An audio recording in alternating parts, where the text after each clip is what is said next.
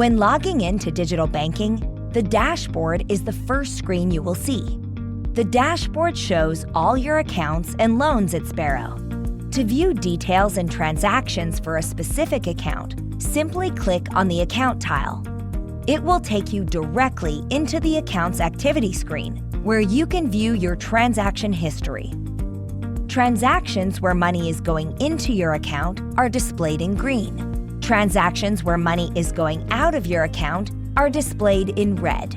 Click on a transaction to see additional details regarding that transaction.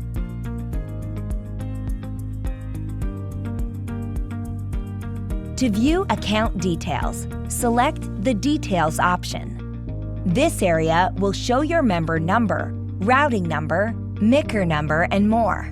If you prefer to change the name of your account, click on the pencil icon to do so. If a debit or credit card is associated with an account, you can initiate card controls in the Card Services area. Lastly, select More icon in the upper right corner to view additional options available.